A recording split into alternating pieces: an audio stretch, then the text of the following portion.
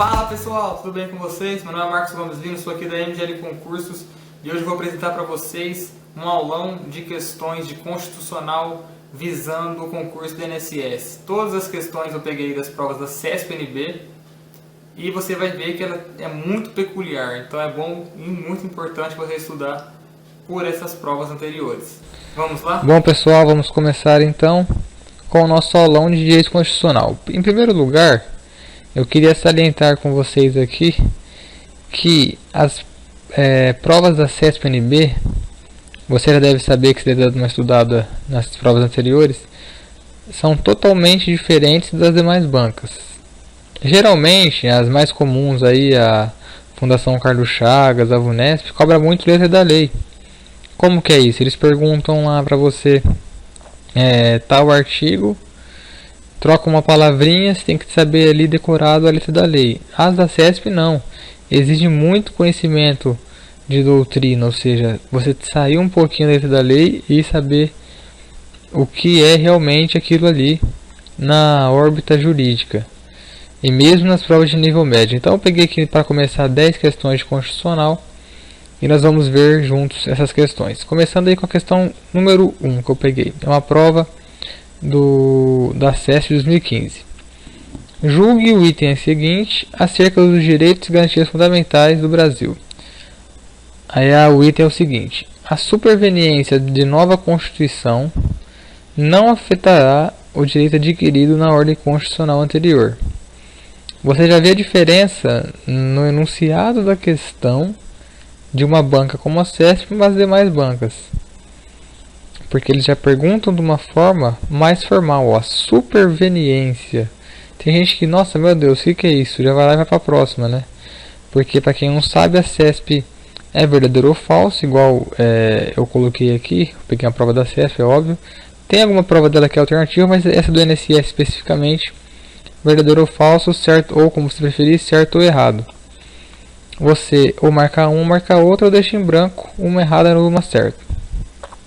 Nessa questão aqui, recentíssima de 2015, ela pergunta se uma nova Constituição não irá afetar o direito adquirido na Constituição anterior. Isso está errado, porque não existe direito adquirido no poder constituinte originário, ou seja, de uma nova Constituição. Porque, do contrário, sequer podemos alegar a existência de algum direito derivado na ordem constituinte precedente, é o que diz o mestre Alessandro Orsi Neto. Então, você tem uma nova Constituição, não há do que se falar em direito adquirido na Constituição anterior. Essa é a primeira. Então você já começa ali, né? Nos direitos e garantias fundamentais, está acostumado a decorar ali os artigos e já começa já complicando por aí. Vamos para a próxima. Julgue o item seguinte relativo aos princípios fundamentais do Brasil. De novo falando de princípios fundamentais. O princípio da dignidade da pessoa humana pode ser relativizado, porque, diante de casos concretos, é permitido o juízo de ponderação, visto que são variados os titulares desse direito fundamental. Na primeira leitura, você fala, bom, mas como assim ponderar a dignidade da pessoa humana? Já vem na nossa cabeça que isso está errado, porque como assim vai relativizar, né? Mas está correto.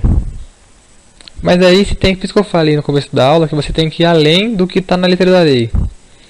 Porque lá está a garantia da vida, da liberdade, da dignidade da pessoa humana, etc, etc. Só que o STF decidiu por diversas vezes que os direitos e garantias individuais não têm caráter absoluto. Você vê um relatório do ministro Celso de Mello. Então, quando eu digo que você tem que ir além nos estudos para a prova da CESP, é que realmente você tem que ir além. Faltando aí alguns dias, 15 dias, 2 semanas para a prova, se você não foi ainda, não deu uma lida nas jurisprudências a respeito, se você não foi dar uma lida, é bom que você faça isso enquanto há tempo, porque realmente eles pegam pesado nas provas. Você tinha que saber sim. Na primeira leitura eles te induzem ao erro, não, vai relativizar esse, né, pessoa humana, mas realmente não tem caráter absoluto e você deveria saber isso, segundo aí os relatos do STF. Então tem que ficar atento sim. Vamos para a próxima. À luz do disposto na Constituição acerca da administração pública, julgue o item a seguir. Os cargos públicos devem ser plenamente acessíveis aos brasileiros e estrangeiros, podendo o edital do concurso estabelecer justificadamente requisitos apropriados às funções a serem desempenhadas. Essa aqui já está mais fácil para você responder. Se cair na sua prova, você vai tirar de letra só pela letra da lei. Por quê? Isso está errado porque no artigo 37, que vai cair na sua prova, diz o seguinte: os cargos, empregos e funções públicas são acessíveis aos brasileiros que preenchem os requisitos estabelecidos em lei, assim como estrangeiros na forma da lei. Ou seja, na forma da lei, o que fala na pergunta? Devem ser plenamente acessíveis aos brasileiros e estrangeiros, podendo o edital, entendeu? E não é o edital, é a lei que vai estabelecer. Os estrangeiros na forma da lei, ou seja, não é pleno. Aqui fala plenamente acessíveis a estrangeiros. E a lei estabelece os requisitos, e não aqui o edital estabelecendo os requisitos. Ok? Então essa aqui já é uma questão mais fácil, que não envolvia aí súmula nada, só por esse plenamente se conseguia acertar a questão que estava errada. Então, vamos para a próxima. Essa é de 2015 também. Julgue o item seguinte acerca dos remédios constitucionais. Você pode ver que é uma questão de 2015, que é de nível médio, assistente de administração, e é uma prova que fala: a legitimidade para impetração de habeas corpus é universal, abrangendo a pessoa jurídica e também aqueles que não possuem capacidade civil plena. Você fala, pelo amor de Deus, onde está isso na Constituição? Você viu como que é perspicaz a CESP? Não está na Constituição, vamos dizer assim, na letra ipsiliteris. Mas na doutrina explica que a legitimação ativa no habeas corpus é universal. Qualquer pessoa do povo, nacional, estrangeiro, independente de capacidade civil, política ou profissional, de idade, sexo, profissão, estado mental, qualquer pessoa, gente, pode ingressar com habeas corpus em benefício próprio ou alheio, habeas corpus de terceiro, ou seja, a pessoa jurídica também pode impetrar a favor de pessoa física. É óbvio que a pessoa jurídica não vai impetrar a favor dela mesma porque não tem cabimento, né? Mas ali fala abrangendo a pessoa física, e realmente ele pode impetrar a pessoa jurídica, perdão, a favor de pessoa física, por exemplo, o diretor de uma empresa, etc. Então, apesar de uma boa pegadinha, mais uma aí da CESP, e você vê que é de nível médio, que pode cair na sua prova, está correto, que o habeas corpus é universal.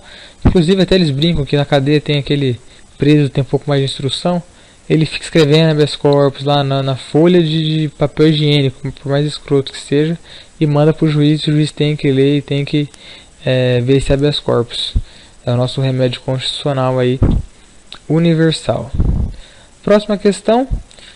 Segundo a Constituição, ninguém será submetido a tratamento desumano ou degradante. Ele está afirmando. Com base nessa regra, o STF, ou seja, de novo, julgado do STF, tem entendimento firmado no sentido que é ilegal o uso de algemas, devendo o Estado assegurar outros meios para evitar a fuga de presos e o perigo à integridade física de terceiros. Ele está afirmando que o STF tem entendimento que é ilegal o uso de algemas. Está certo ou está errado? Isso está errado. E isso você deveria saber porque é uma jurisprudência amplamente divulgada na mídia, etc, etc. Então, o que o STF fala? Ele fez uma súmula vinculante que fala sobre essa matéria. O que fala? Que somente será admissível o uso de algema quando houver necessidade de transporte do preso para a delegacia. Quando aquele preso ele ofereceu um risco aos policiais, precisava colocar ele lá sem algema no carro, se o cara é um cara agressivo, está alterado, não, aí o uso de algemas é totalmente aceito. Até no mesmo sala de audiência, se ele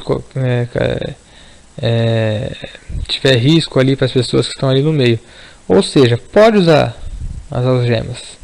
E no enunciado ele fala que tem um entendimento que é ilegal. Ou seja, se pode usar em certos casos, não é ilegal. E a resposta está errada. Só que alguém que leu só a Constituição seca não vai saber disso. Por isso que eu falo, você tem que ir além. Infelizmente ou infelizmente, que você vai expandir seus horizontes e ir atrás desse julgado, dessas súmulas vinculantes, para pesquisar isso aí. Questão número 6. Ao estabelecer que nenhum indivíduo seja submetido à tortura nem tratamento desumano ou degradante, o Constituinte estabeleceu uma norma qualificada como princípio fundamental da República Federativa do Brasil. Ele te pegou no título agora. Por quê? Porque os princípios estão no artigo 1 ao 4 da Constituição. E a questão da tortura, do tratamento desumano ou degradante, está lá no artigo 5º, inciso 3º. Olha só, e aí você confunde tudo na hora da prova, né? Infelizmente, muita gente confunde mesmo. E não é fácil lembrar, mas está errado essa questão. Questão de número 7. Por suas características definidoras, a Constituição foi chamada de Constituição Cidadã. Uma afirmaçãozinha aí. Com relação aos direitos humanos e aos direitos fundamentais, julgue o item a seguir.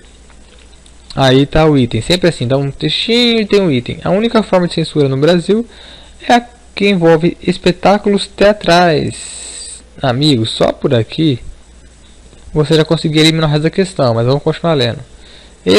Especialmente os voltados para o público infanto-juvenil e os livros didáticos a serem utilizados no ensino fundamental.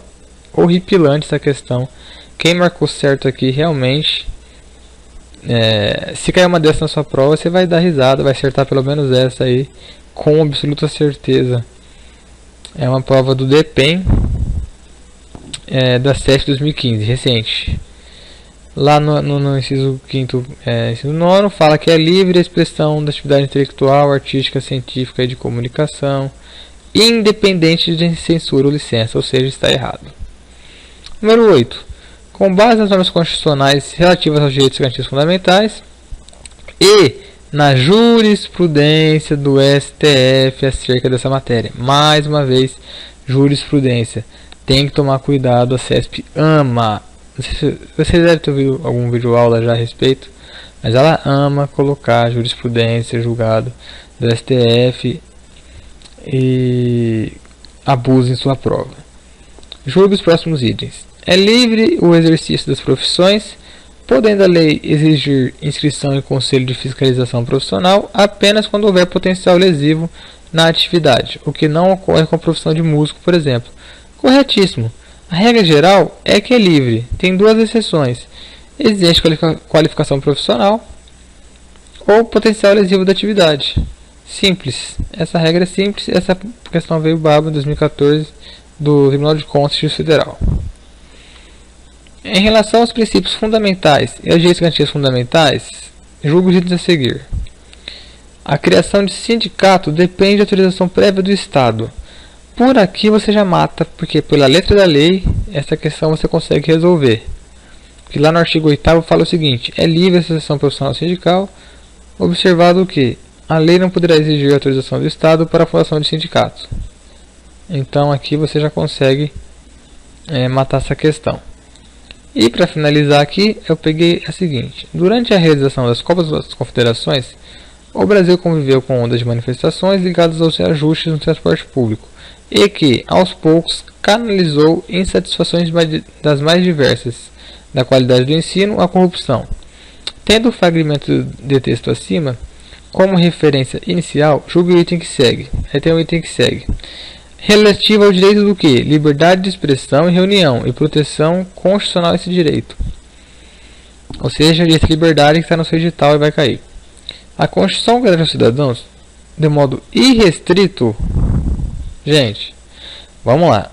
A Constituição garante aos cidadãos de modo irrestrito a liberdade de realizar reuniões em lugares abertos ao público? Pela letra da lei você vai saber que não. Não é de modo irrestrito. Você tem que, mesmo que é da CESP, essas palavrinhas que eles colocam muito fechada ou muito aberta, você tem que desconfiar. Como assim de modo irrestrito? Não tem nenhuma restrição para se reunir? A gente sabe que não, porque sem armas, que é pacificamente, e não pode frustrar uma reunião convocada para o mesmo local. E ainda tem que ter um prévio aviso à autoridade competente. Liga lá, PM, vamos se reunir em tal avenida, faz a segurança. Ó, estão indo sem arma, tal. Ou seja, não é irrestrito, você tem restrições. Então, mesmo sendo acesso, eu coloquei algumas questões nesse final um pouquinho mais fáceis que eu achei, mas dá para tranquilizar. A gente não sabe que nível que eles vão vir na prova do INSS. Se é do nível com muita jurisprudência, sempre vai ter jurisprudência, a gente não sabe quantas. Mas com certeza vem umas dessas mais fáceis que você não pode errar. Uma daquelas lá, dependendo de como você estiver fazendo sua prova, você pode deixar ela em branco. Se for muito em dúvida, se você não souber mesmo, deixa em branco, você não vai perder uma questão.